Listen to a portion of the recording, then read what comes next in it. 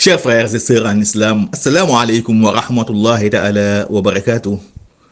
Nous allons vous parler aujourd'hui du mariage en islam. Le mariage appelé az-ziwaj peut être défini comme un contrat d'engagement dont l'une des clauses est de permettre au conjoint de servir la volupté de l'autre, c'est-à-dire le plaisir sexuel. Le mariage est le fondement, disons, d'une société. Sans le mariage, il est impensable de prétendre à une société viable et digne de ce nom. C'est une union où chacun des deux conjoints doit tolérer et accepter son prochain. Une union où l'aide mutuelle doit prévaloir, le respect, la considération, la solidarité, le partage. C'est une union conclue en principe pour la perpétuité et non pour un temps bien défini. À moins que le divorce, qui je rappelle, doit se faire en dernier recours et qui est le licite le plus détesté par Allah subhanahu wa ta'ala intervienne. Le mariage, chers frères en islam, est une recommandation d'Allah subhanahu wa ta'ala qui nous dit dans le Saint-Coran: Ba'da a'udhu billahi minash shaitani rajim, fankihu ma taba lakum minan nisa. Épousez les époux, les femmes qui vous conviendront, c'est-à-dire que vous aimez, surtout en termes de comportement et de moralité. Épousez-en en raison de 2, 3, 4. Et si toutefois vous craignez d'être impartiaux, ne dépassez pas une seule ou des esclaves en votre possession. Donc nous voyons à travers ce verset qu'Allah subhanahu wa ta'ala exhorte, n'est-ce pas, les musulmans à se marier, à opter pour la vie conjugale, en particulier la jeunesse. C'est pourquoi le prophète nous dit, sallallahu alayhi wa sallam, Ya ma'ashara shabab, man istata'a minkumul ba'ata falyatazawwaj, fa innahu araddu lil basar wa ahsanu lil farj. Ô jeunes gens, celui d'entre vous qui est capable de se marier, qui a véritablement les moyens physiques et financiers, qu'il se marie le plus rapidement possible, car l'union conjugale constitue la seule alternative qui peut nous préserver non seulement du péché du regard, mais aussi de la fornication qui, je rappelle, est une abomination au regard de l'islam. Allah nous le dit: وَلَا تَقْرَبُوا الزِّنَا إِنَّهُ كَانَ فَاحِشَةً وَسَاءَ سَبِيلًا. Ne vous adonnez jamais à la fornication, car c'est une abomination, une voie périlleuse qui est pleine d'embûches. Pour vous dire que le mariage est garant, n'est-ce pas, de sécurité et de préservation. Raison pour laquelle l'islam n'encourage point la vie monocale ou le célibat. Ne soyez pas comme les abbés des chrétiens. Et vous savez que le mariage est une pure adoration des envoyés d'Allah. Les envoyés d'Allah, c'est-à-dire ces prophètes, ces messagers, se mariaient et se faisaient des enfants, malgré le rang de prophète, malgré leur statut, malgré leur sainteté. وَلَقَدْ أَرْسَلْنَا رُسُلًا مِنْ قَبْلِكَ وَجَعَلْنَا بَيْنَهُمْ أَزْوَاجًا وَذُرِّيَّةً. Nous avons envoyé avant toi, Muhammad alayhi salam, des messagers. Et leur avons assigné des épouses et des descendants, c'est-à-dire des enfants et des petits-enfants. Pour vous dire, chers frères en islam, que l'islam est une religion qui opte pour le mariage et non pour le célibat. Maintenant, pour revenir sur les objectifs du mariage. Le mariage, comme les autres adorations divines, vise un certain nombre d'objectifs. Allah subhanahu wa ta'ala a instauré le mariage d'abord pour perpétuer l'espèce humaine par la procréation qui résulte bien entendu du mariage. Bref, on se marie pour avoir des descendants, pour faire des enfants. Ce que nous dit Allah subhanahu wa ta'ala: فَالْآنَ بَاشِرُوهُنَّ وَابْتَغُوا مَا كَتَبَ اللَّهُ لَكُمْ. Cohabitez étroitement avec vos épouses et recherchez dans cette cohabitation ce que Allah subhanahu wa ta'ala a prescrit pour vous, c'est-à-dire des descendants, des enfants. Et c'est à travers ce verset que le messager d'Allah nous a ordonné d'épouser des femmes fécondes, c'est-à-dire capables d'avoir des enfants. Le prophète nous dit, sallallahu alayhi wa sallam, tazawwaju al-wudud al-walud, fa inni mukafirun bikum al-umama yawm al-qiyamah. Prenez pour épouse des femmes qui sont affectueuses, qui vous aiment, des femmes fécondes, capable d'avoir des enfants, afin que je puisse surpasser en nombre les autres communautés au jour dernier.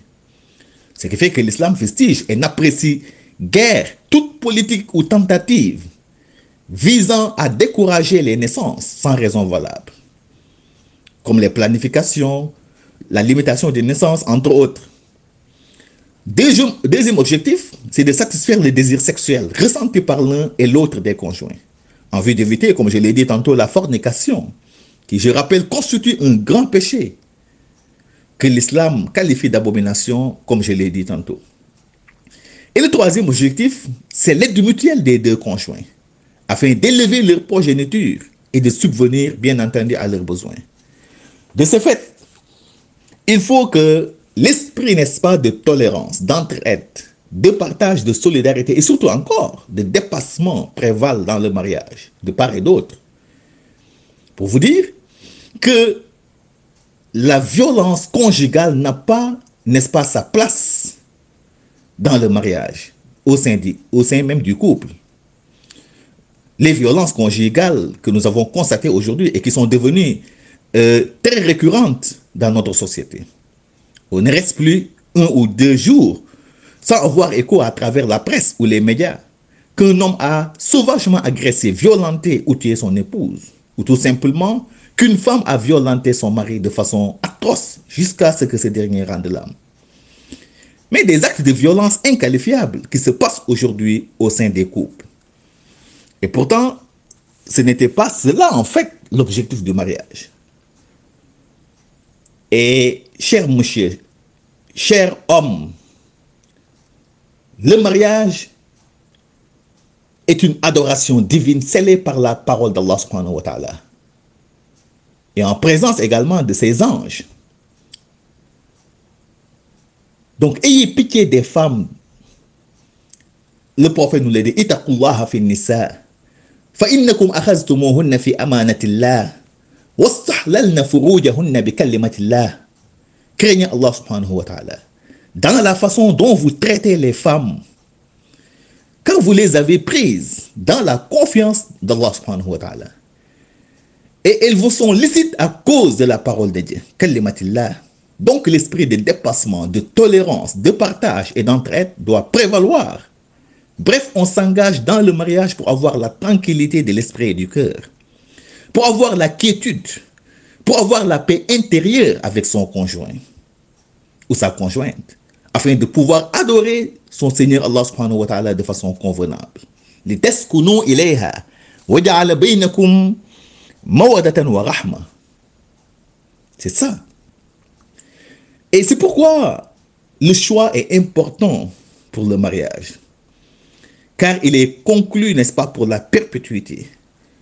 De ce fait, cela nécessite un très bon choix de part et d'autre.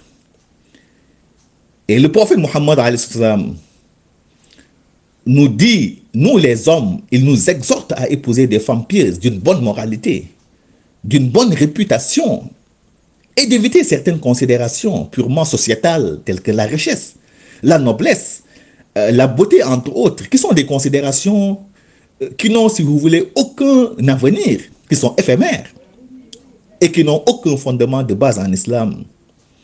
C'est ainsi qu'il nous dit, sallallahu alayhi wa sallam, tunkahul mar'a li arba'a li maliha wa li hisabiha wa li jamaliha wa li diniha fadhfar bi dhati din taribat yadak.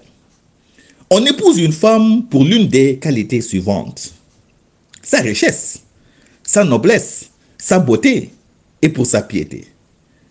Alors, en tant qu'homme musulman, le conseil que je vous donne, moi, Muhammad alayhi salam, c'est de choisir celle qui est pieuse.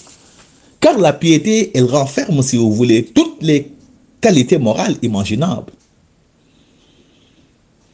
Le prophète Muhammad sallallahu alayhi wa sallam nous interdit, nous les hommes, d'épouser ce que l'on appelle les hadra ou diman, c'est-à-dire des femmes de belle apparence, mais d'une moralité douteuse. C'est ainsi qu'il nous dit, sallallahu alayhi wa sallam, Iyakum wa hadra ou diman. Qila ya Rasulallah, wa ma hadra ou diman?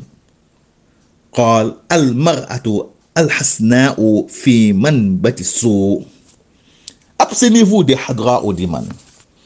On lui demanda au messager d'Allah, qui sont-elles? Il répondit, ce sont les femmes d'une belle apparence, très jolies, très belles, mais d'une moralité, n'est-ce pas, douteuse. Donc le meilleur choix qu'un homme peut faire, c'est d'avoir une femme pieuse, d'une bonne moralité. Et le prophète nous dit, sallallahu alayhi wa sallam, toujours sur le choix, n'est-ce pas, des hommes, que les hommes doivent faire. Choisissez l'utérus où vous déposez votre sperme, vous les hommes, car les racines s'enfoncent, autrement dit, telle mère, telle fille. Mais malheureusement, aujourd'hui, on ne se contente plus. On se contente plus sur la beauté de la femme que sur sa moralité. De la même manière, pour les femmes, le choix est important. La femme doit choisir l'homme avec qui elle va partager sa vie conjugale. Elle doit choisir le père, n'est-ce pas, de ses enfants. C'est très important. Et c'est pour cette raison que le prophète nous dit, sallallahu alayhi wa sallam, il adresse un message aux pères de famille de ne jamais donner vos filles en mariage, ni à un oppresseur, ni à un libertin, autrement dit, un homme plein de richesses, mais dépourvu de qualité morale. Man tardawna khuluquhu wa dinuhu fazawwijuhu fa in lam taf'al takun fitnatun fil ardi wa fasadun kabir. Mariez-vous à un homme pieux, plein de qualité morale. Si vous ne le faites pas, vous serez malheureuse dans votre ménage. Et c'est pour cela, aujourd'hui, on assiste à... C'est ce mauvais choix qui fait qu'aujourd'hui, qu'on assiste, n'est-ce pas, à des violences conjugales dans les foyers. Au lieu de se marier avec un homme pieux, d'une bonne moralité, la plupart des dames préfèrent un homme riche, un homme célèbre, un homme qui fait le buzz, comme on le dit. Comme le dit la nouvelle génération. Bref, un homme dépourvu de qualité morale. Ce qui fait que ce dernier n'aura aucun respect, n'est-ce pas, envers elle. Chers frères en islam, il faut rappeler également que le mariage est régi, n'est-ce pas, par des huquq zawjiyya, c'est-à-dire des droits conjugaux de part et d'autre. Et tant que ces droits conjugaux sont respectés de part et d'autre, il n'y aura jamais de problème, ni de violence au sein même du couple. Le prophète nous dit, sallallahu alayhi wa sallam, inna lakum min nisaikum haqqa, wa nisaikum alaykum haqqa. Vous les hommes, vous avez des droits sur vos épouses, et ces dernières en ont également de même sur vous. C'est pourquoi, dès l'instant que le mariage est conclu, l'époux doit savoir qu'il a l'entière responsabilité de la femme. De ce fait, il doit veiller et respecter ses droits suivants envers elle, à savoir bien entretenir son épouse et la mettre dans de très bonnes conditions. Il doit la nourrir, la loger convenablement, la vêtir et la soigner en cas de maladie. C'est ça, cela est une responsabilité qui incombe, n'est-ce pas, au mari. Le mari doit être tenu de cohabiter étroitement avec son épouse, en passant les nuits chez elle, s'ils résident dans un même pays. Ce droit est aujourd'hui plombé par les mariages à distance, avec ses conséquences, n'est-ce pas, désastreuses.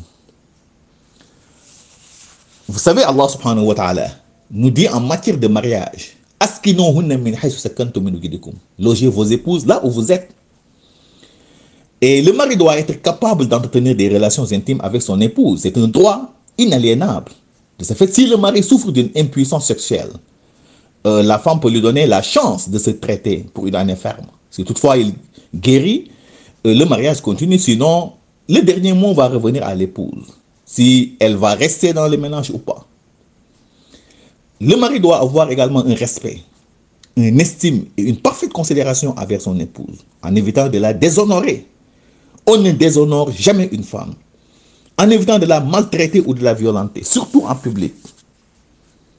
C'est très important.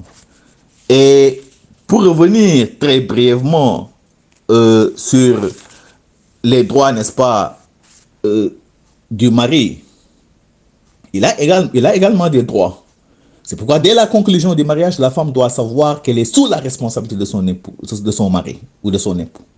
De ce fait, la femme doit respecter à la lettre les droits suivants, à l'endroit bien entendu de son époux, pour non seulement que ses enfants soient bénis, mais aussi qu'elle prétende à la miséricorde divine. Le prophète Muhammad sallallahu alayhi wa sallam a garanti le paradis à toute épouse qui respecte ces quatre. إذا صلت المرأة خمسها وصامت شهرها وحفظت فرجها وأطاعت زوجها دخل الجنة. Une femme qui respecte ses 5 prières journalières, le jeûne du Ramadan, qui reste fidèle à son mari, qui se soumette à lui, ira directement au paradis. Deuxièmement, la femme doit obéir à son mari, quel qu'en soit son statut et son rang social, se soumettre à lui, mais dans les limites de ce qui est permis par Allah subhanahu wa ta'ala, c'est très important, et non l'obéir dans des actes ou des pratiques qui ne sont pas du tout agréés par Allah subhanahu wa ta'ala. La femme doit respecter son époux en préservant à tout prix son honneur et sa dignité, c'est très important. Elle doit éviter de le dénigrer ou de le sous-estimer. Un mari, on doit le respecter, l'honorer et lui obéir, tant que ses recommandations sont en phase avec celles d'Allah subhanahu wa ta'ala.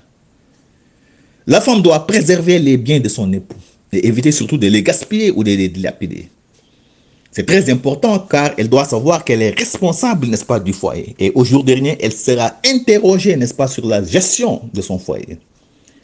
Elle ne doit jamais sortir du domicile conjugal ou voyager sans l'aval ou la permission de son mari. Surtout quand ce dernier est à l'étranger. Sinon, elle sera sous l'emprise, n'est-ce pas, de la colère d'Allah subhanahu wa ta'ala jusqu'à son retour. Le prophète nous le dit.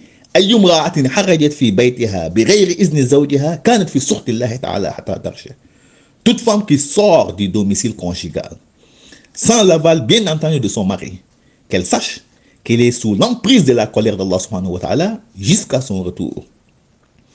Chers frères en islam, nous voilà au terme de notre rappel. Merci et à la prochaine.